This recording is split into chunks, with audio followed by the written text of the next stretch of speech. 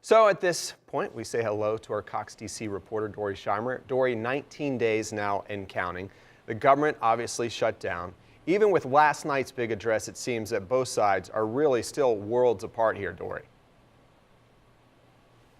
Yeah, I mean, there's questions about why there was even that address last night, given that the president and the Democrats who followed him pretty much said the exact same things that they've been saying for the 19 days of this shutdown. President Trump standing firm on his demand for $5.7 billion for a wall, a physical structure at the southern borders. Democrats saying that's not necessary to secure the borders, that they're willing to give money for border security, but not for the wall. Now we go back to the drawing board. President Trump is coming over here to Capitol Hill later this morning. He'll meet with Senate Republicans who are growing pretty frustrated by the shutdown, looking for a way out. They'll have that meeting first. Then congressional leaders from both parties will go over to the White House later today for another one of those famous Oval Office meetings. Maybe cameras will be let in, trying to work out a deal to reopen the government.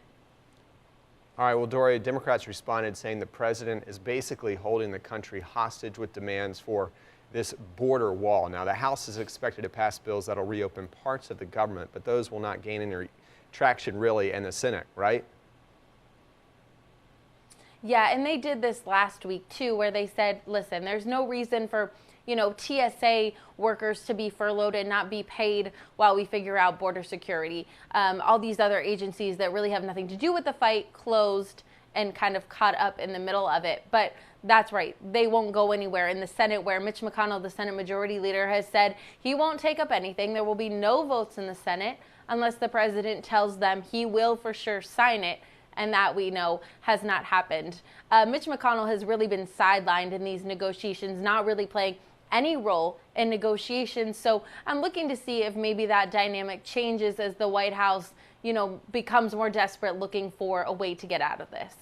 Very interesting. Dory, last night a lot of people were talking about Chuck Schumer and Nancy Pelosi's address. They were just staring right at the camera. So if you see them there on Capitol Hill, give them a little tip to acknowledge each other, that they're right next to each other, and be a little bit more personal in their address. Thanks so much.